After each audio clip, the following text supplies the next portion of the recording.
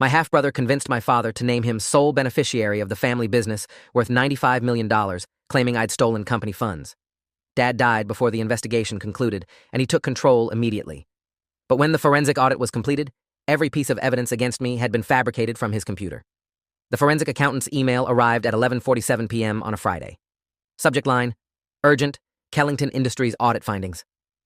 I was sitting in my apartment, a modest two-bedroom in Queens that I'd been renting for 3 months since my father kicked me out of the family home, drinking my third bourbon of the night and trying not to think about the fact that my half-brother was probably sleeping in my childhood bedroom while running the company I'd spent 15 years helping build. I almost didn't open it. Almost decided to wait until Monday, when I had the emotional capacity to read more documentation, proving that my family thought I was a thief. But something about that word urgent made my thumb hover over the notification. I clicked. The email was from Margaret Liang, CPA, 23 years in forensic accounting, specialist in corporate fraud investigations.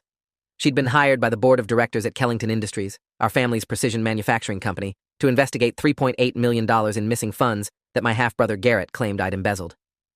Mr. Kellington, the email began, I need you to call me immediately regardless of the hour. The findings of this audit require urgent discussion before I submit my final report to the board on Monday morning. This is time sensitive. Please call my cell. A phone number followed. My hands went numb. I'd been working at Kellington Industries since I was 23 years old. Started in the warehouse, learned every machine, every process, worked my way up to VP of operations by the time I was 38. My father, Lawrence Kellington, had built the company from nothing in 1987, turning a small machine shop in Newark into a $95 million operation that manufactured precision components for aerospace and medical device companies. He was exacting, demanding, brilliant. He taught me everything: how to read a balance sheet, how to negotiate with suppliers, how to manage a workforce of 340 employees who depended on us for their livelihoods. He'd always told me the company would be mine someday. You've earned it, Nathan, he'd said more times than I could count. You've got the mind for this business, the work ethic, the integrity. Then Garrett showed up. My half-brother, product of my father's first marriage that ended when he was 4 years old, had spent most of his adult life bouncing between sales jobs and failed entrepreneurial ventures. He was 42, 3 years older than me, and we'd barely spoken growing up because his mother had moved to California after the divorce. But 18 months ago, he'd reconnected with Dad. Started calling regularly, visiting on weekends, expressing interest in learning the family business. Dad was thrilled. His firstborn son, finally showing initiative, finally wanting to be part of something. Red flag number 1 should have been the speed of Garrett's integration. Within 6 months, Dad had created a position for him. Director of Business Development, salary of $180,000 plus bonuses, an office on the executive floor, access to financial systems. I'd raised concerns, gently, because I didn't want to seem jealous or territorial. Dad, maybe we should start him in a different department? Let him learn operations first? My father's face had hardened. He's 42 years old, Nathan. He doesn't need to start in the warehouse like you did. He's got an MBA from USC. He's been running his own businesses. He deserves to start at an appropriate level. Garrett's businesses had all failed, but I didn't say that. Just nodded and welcomed my half-brother to the executive team. Garrett was charming. Everyone liked him. He had this easy confidence, this way of making people feel like they were the most important person in the room. He'd take the younger analysts out for drinks, remember everyone's birthdays, bring coffee for the administrative staff.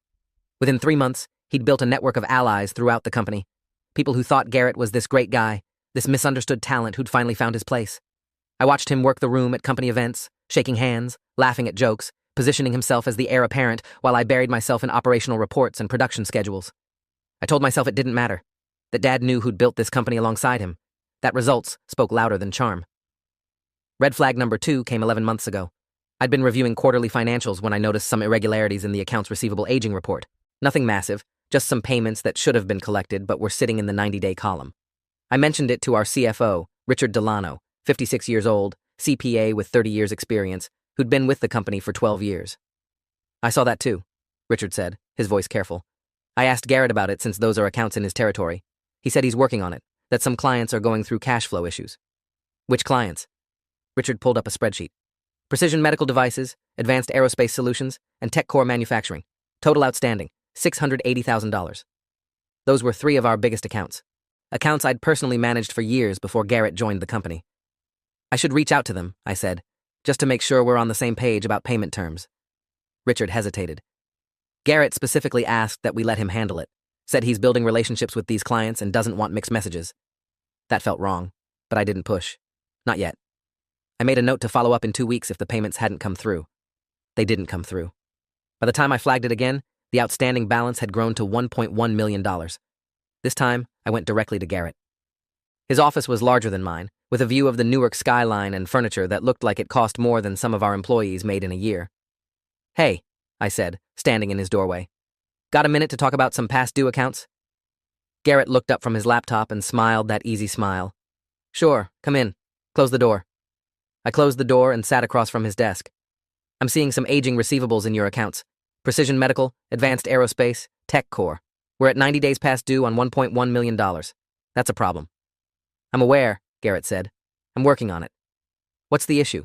These are solid companies. They've always paid on time. They're going through some internal restructuring. Budget freezes. You know how it is. They've committed to paying, just need a little flexibility on the timeline." I leaned forward.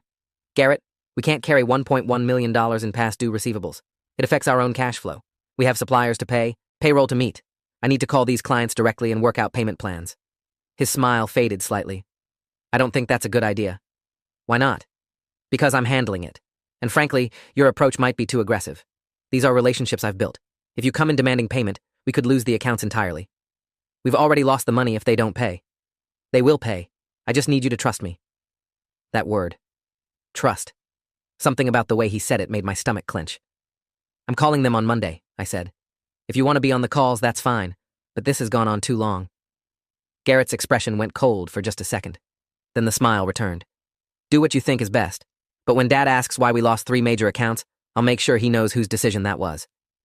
I left his office feeling like I'd just been threatened in the politest possible way. On Monday, I called Precision Medical Devices, asked for their accounts payable manager, a woman named Jennifer Wu, who I'd worked with for 6 years.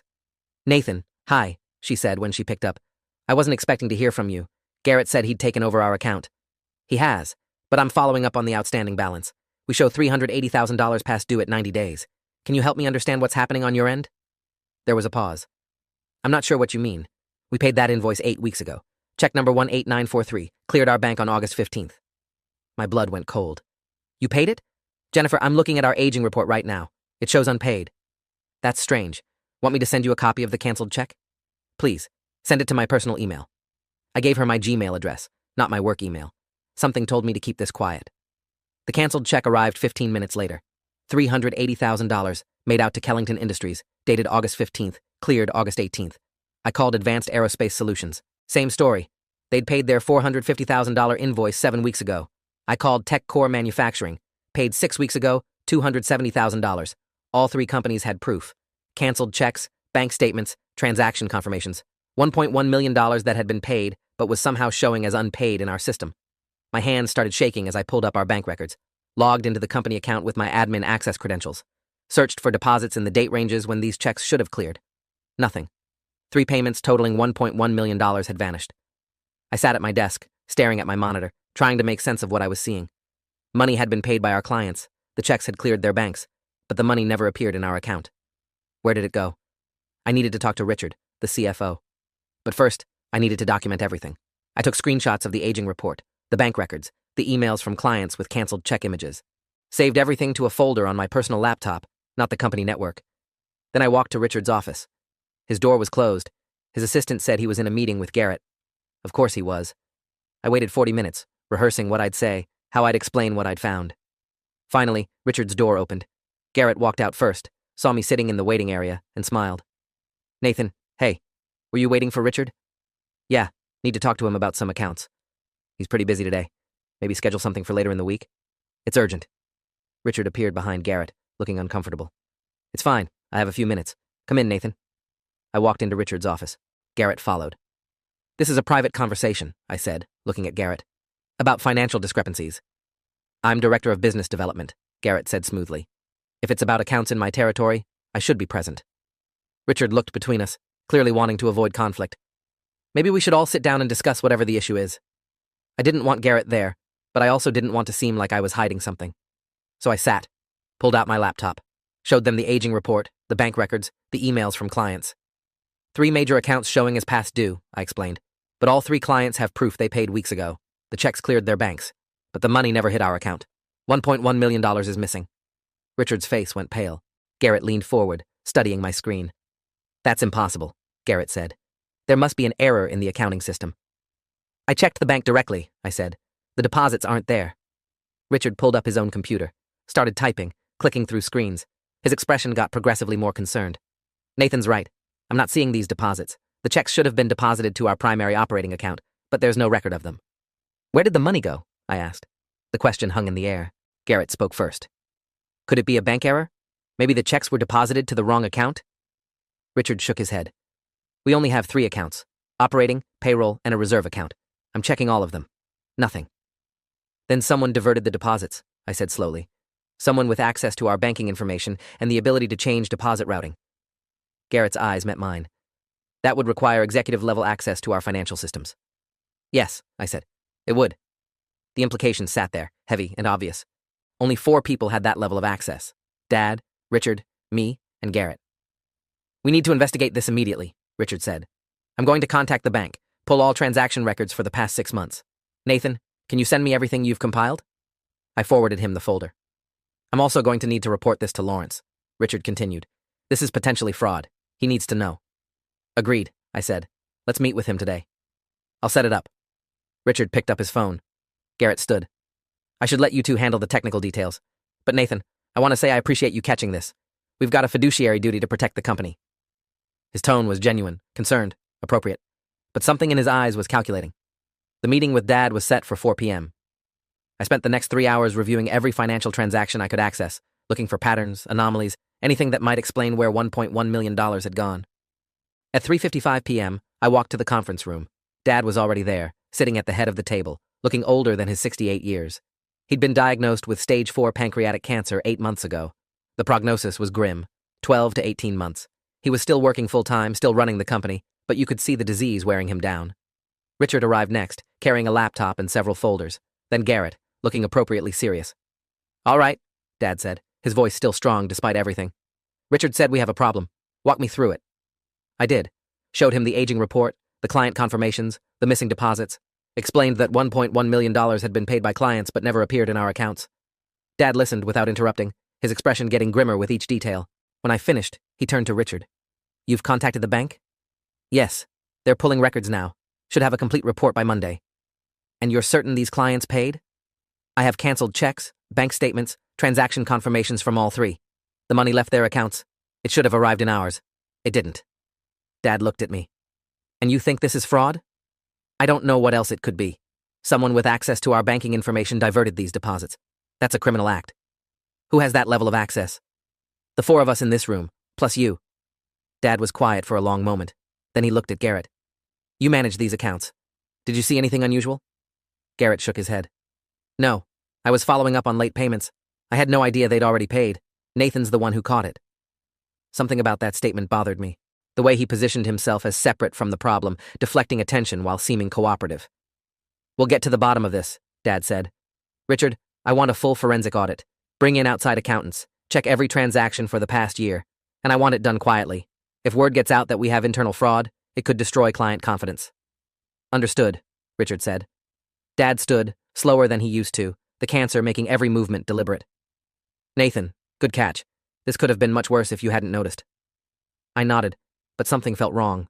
The meeting had been too easy. Garrett had been too agreeable, too helpful. Over the next 2 weeks, the investigation expanded.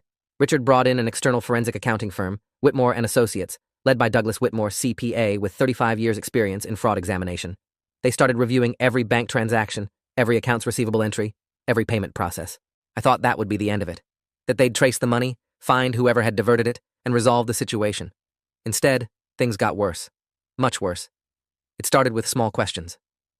Douglas Whitmore pulled me into a conference room on a Wednesday afternoon. Mr. Kellington, I need to ask you some questions about your access to the banking systems. Of course. What do you need? Can you walk me through your typical process for handling client payments? I explained how I occasionally worked with Richard on accounts receivable, how I had administrative access to review account statuses, how I didn't typically handle deposit processing but could access the information if needed. And you have login credentials to the bank's online system? Yes. Same as Dad, Richard, and Garrett. We all have executive access. When was the last time you logged in? I pulled out my phone, checked my password manager. Maybe 3 weeks ago, I was reviewing cash flow for a capital expenditure approval. Interesting, Whitmore said. He pulled out a document.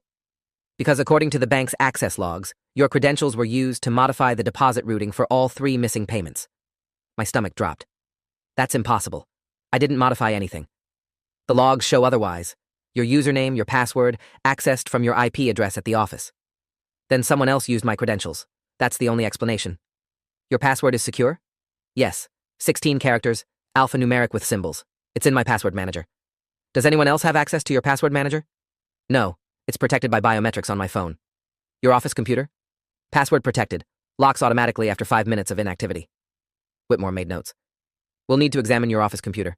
The forensic image might show if someone accessed your credentials without your knowledge. Fine. Do it today. They took my computer that afternoon, told me I could use a loaner while they analyzed mine. I sat at my desk with a generic Dell laptop, feeling like the walls were closing in. Someone had used my credentials to steal $1.1 million. Someone who had access to my computer, my passwords, my identity. The list of people who could do that was very short. 3 days later, it got worse. Whitmore found more missing money.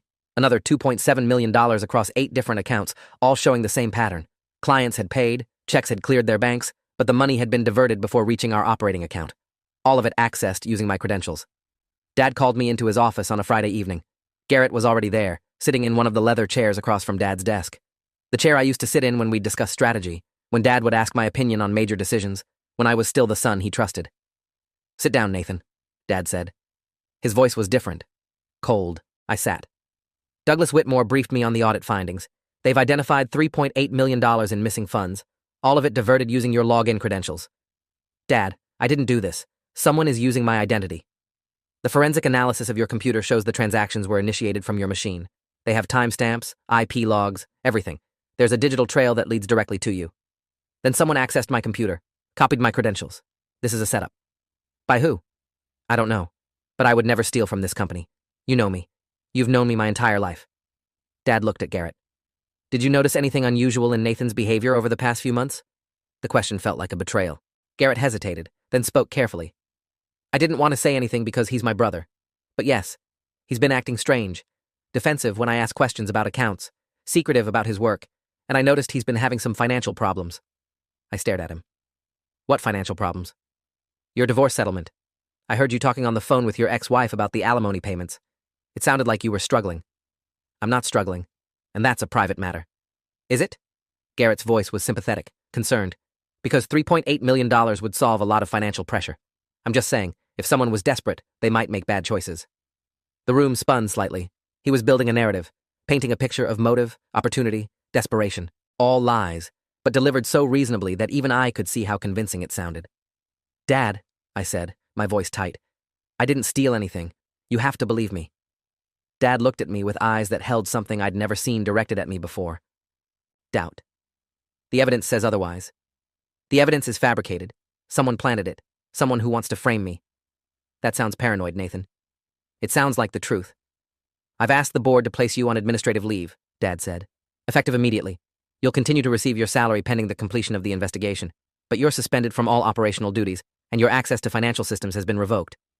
The words hit like physical blows. You're suspending me. I have to protect the company. I built this company with you.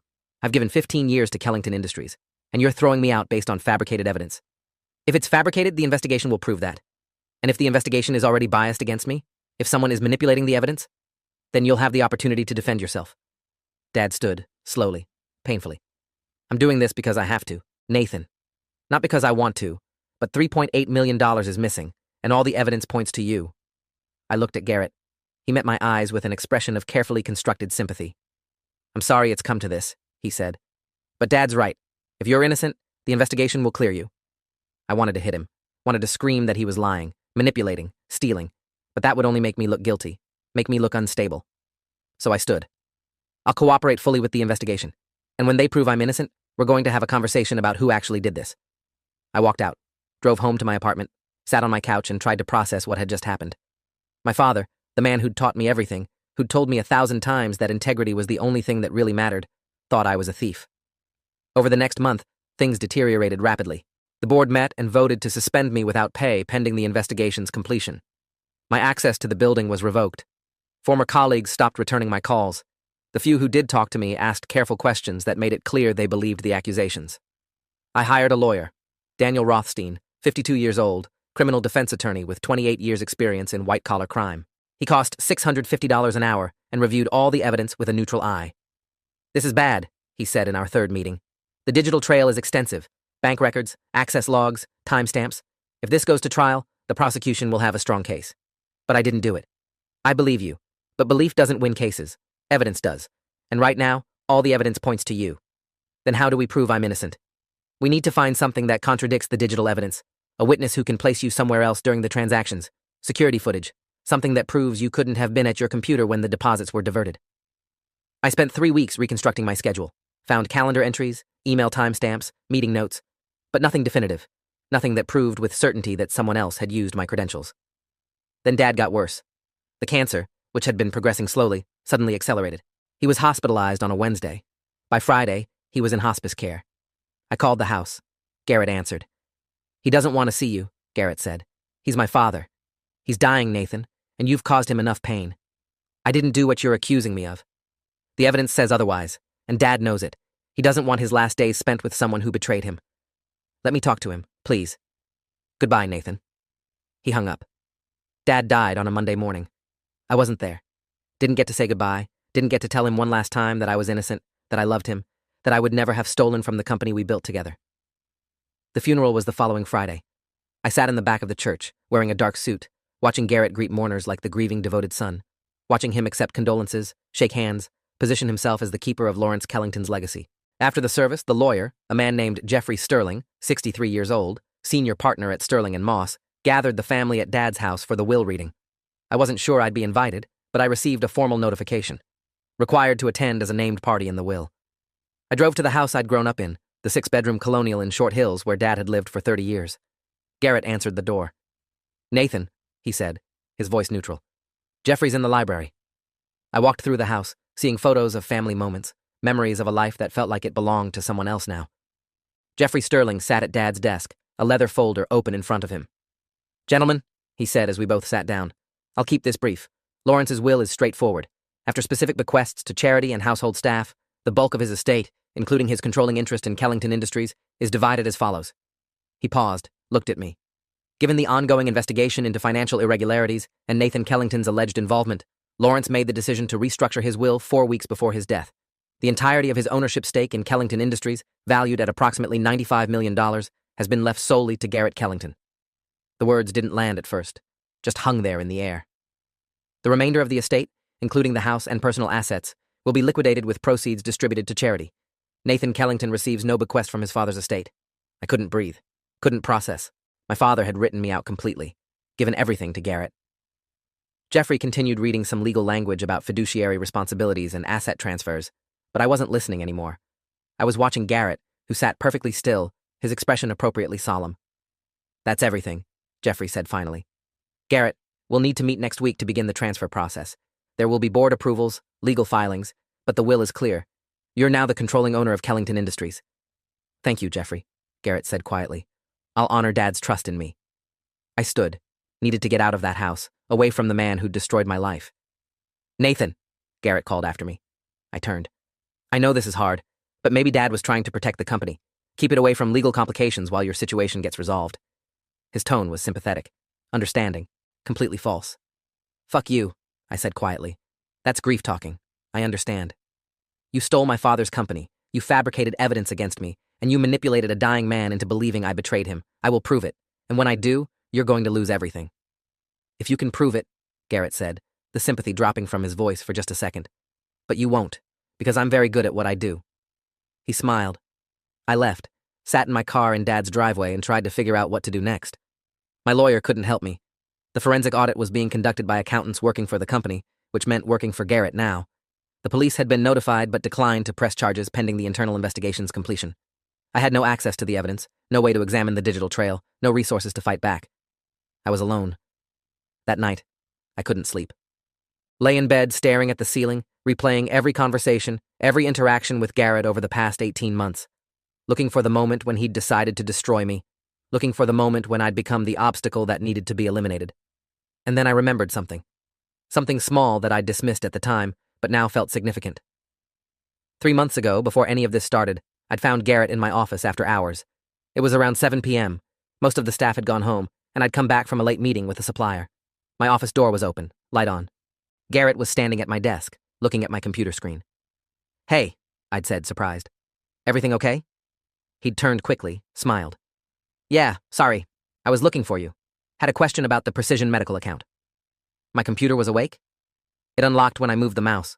I was just checking your calendar to see when you'd be back. I'd thought nothing of it at the time. Computers in our office were set to lock after 5 minutes of inactivity, but maybe I'd forgotten that day.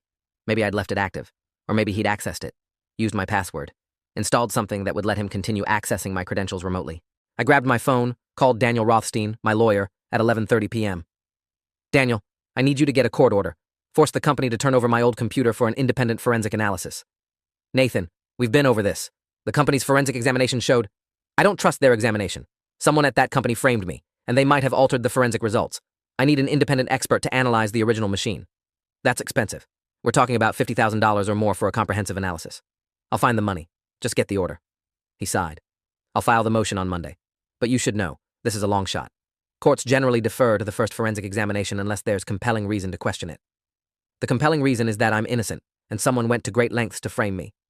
That's not how the legal system works, but I'll try. The motion took 3 weeks to process. The judge granted it reluctantly, appointed an independent forensic examiner named Dr. Helen Carstairs, Ph.D. in computer science, 20 years experience in digital forensics, certified by the International Society of Forensic Computer Examiners. Dr. Carstairs took possession of my old computer on a Wednesday. I paid her initial retainer of $15,000, draining most of my remaining savings. What exactly am I looking for? She asked in our first meeting. Evidence of remote access, keyloggers, anything that would show someone else accessed my computer and used my credentials without my knowledge. That's a pretty sophisticated attack. If someone did that, they knew what they were doing. They did. This wasn't amateur hour. Give me 2 weeks. I'll do a complete analysis. File system, memory dumps, network logs, everything. Those 2 weeks were the longest of my life. I'd stopped receiving my salary from Kellington Industries. My savings were nearly gone. I was applying for jobs, but no one wanted to hire someone under investigation for embezzlement. I was running out of time, out of money, out of options.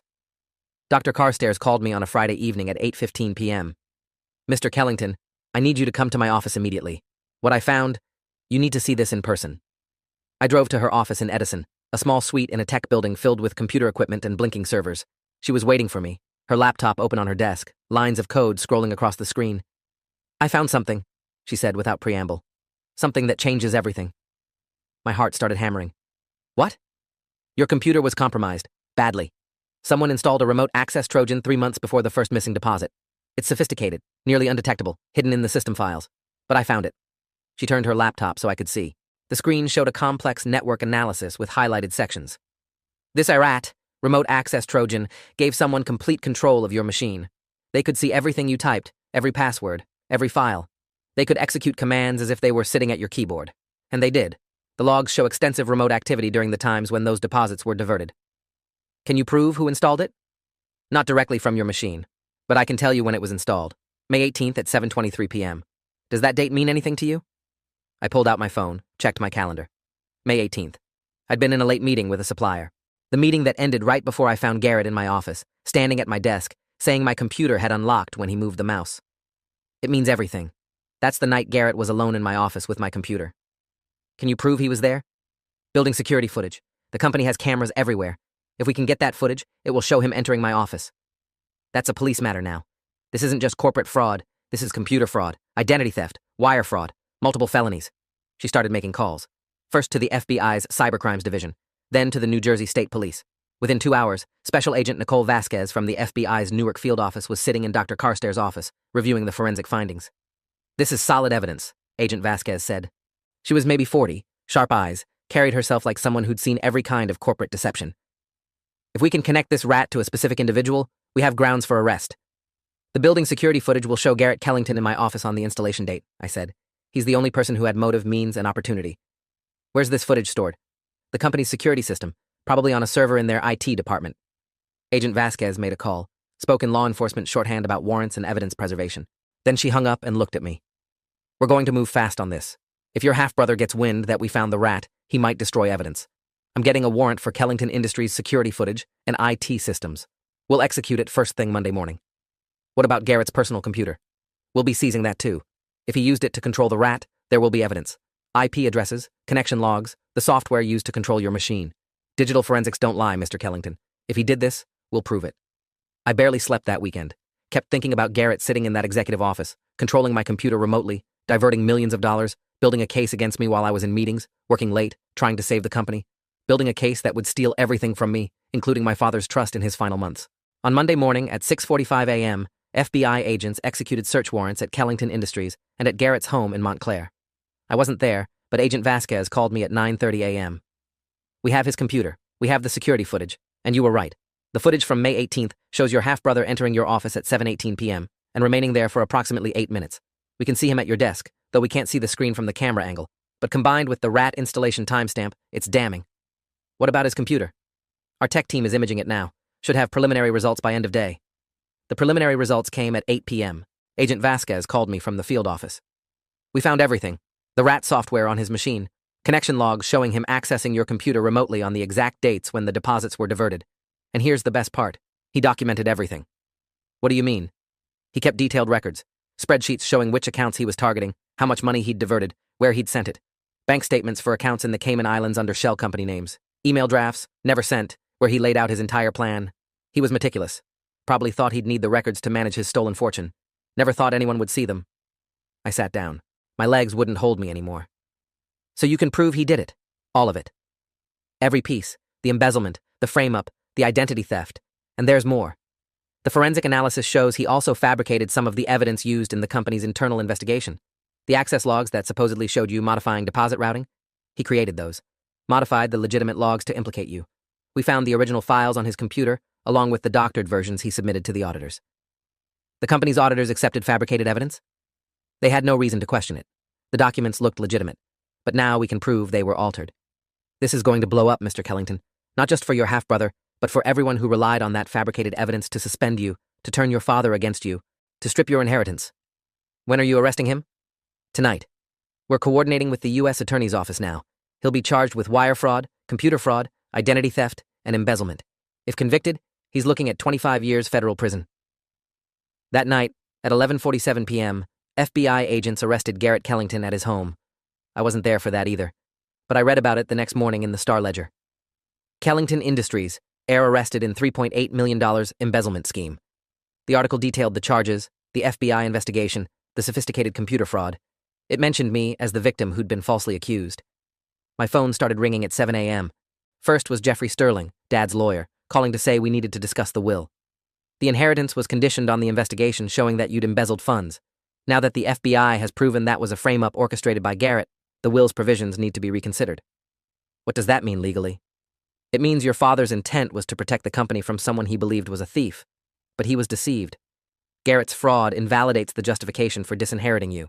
We may be able to petition the court to set aside the will on grounds of fraud and undue influence. Do it. File whatever you need to file. Next was Richard Delano, the CFO, calling to say the board wanted to meet with me. "We owe you an apology, Nathan. A massive apology. We should have questioned the evidence more carefully. We should have trusted your years of service over circumstantial digital logs. I'm sorry." "Where's the stolen money?" "FBI traced it. Garrett had moved it to offshore accounts. They're working on asset recovery. We should get most of it back." "And the company?" "It's in chaos. The board is calling for emergency leadership. With Garrett arrested and facing decades in prison, we need someone who knows the business, someone we can trust. We want you to come back as CEO." The words felt surreal.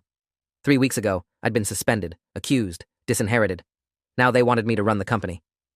"I need to think about it," I said. "I understand. But Nathan, this company needs you. The employees need you. Your father would want you leading Kellington Industries." "Would he?" Dad had died thinking I was a thief. Died without knowing his firstborn son had manipulated him, stolen from the company, destroyed the son who'd actually built the business alongside him. "Let me call you back," I said. The legal process moved slowly after that. Garrett's trial was scheduled for 8 months out. His lawyers tried every motion, every delay, but the evidence was overwhelming. Dr. Carstairs' forensic analysis was airtight. The FBI's case was bulletproof. I returned to Kellington Industries as interim CEO 3 weeks after Garrett's arrest. Walked back into the building I'd been banned from, past employees who wouldn't meet my eyes out of shame for believing the accusations. My first action was to call an all-hands meeting. All 340 employees gathered in the warehouse, the same warehouse where I'd started as a 23-year-old kid learning to operate a CNC machine. "I'm not going to pretend the last few months didn't happen," I said, standing on a makeshift stage. "You all heard the accusations. Some of you believed them. I don't blame you. The evidence looked convincing, but it was fabricated. Every piece. My half-brother orchestrated an elaborate fraud to steal from this company and frame me for it. The FBI has proven that beyond any doubt. I paused, looking at faces I'd worked alongside for 15 years. What happened here, what Garrett did, it was a betrayal of trust on every level. But we're still here.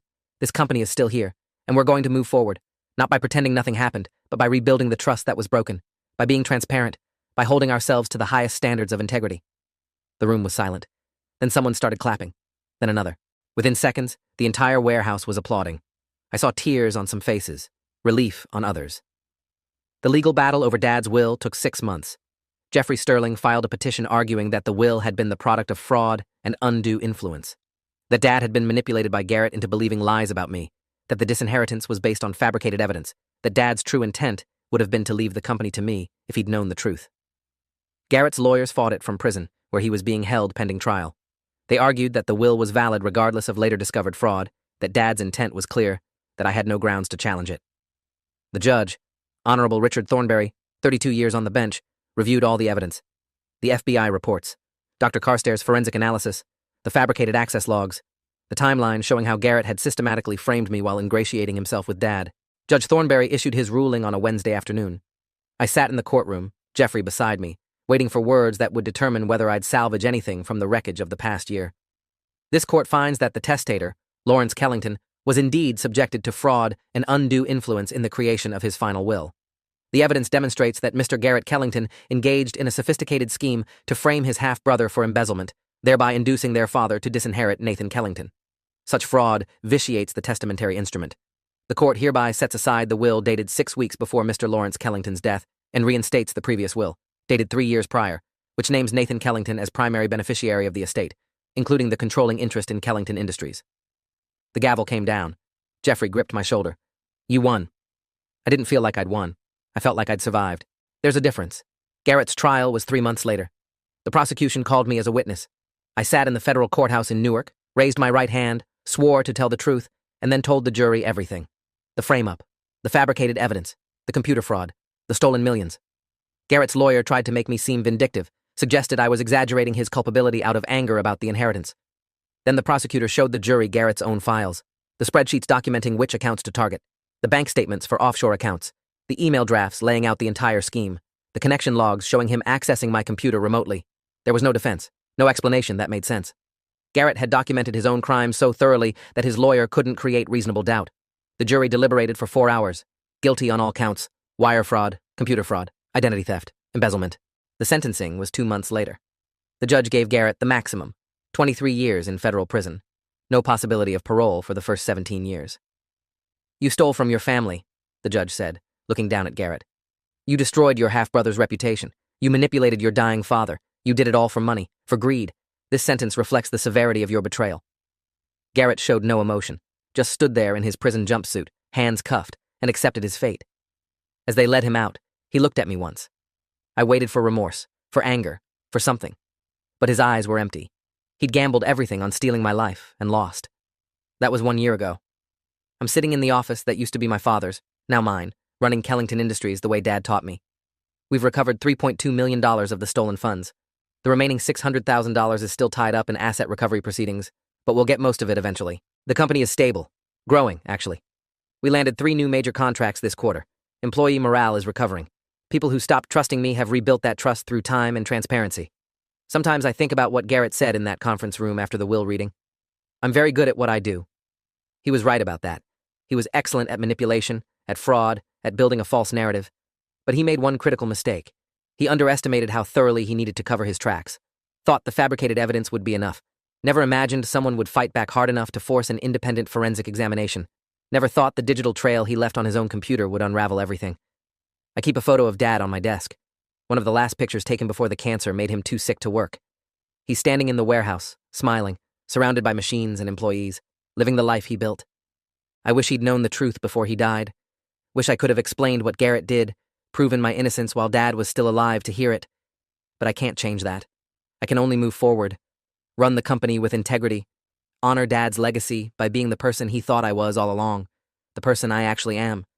Garrett was good at what he did, but I'm better at what I do. Building, leading, protecting what matters. That's the difference between us. He could only take. I can create.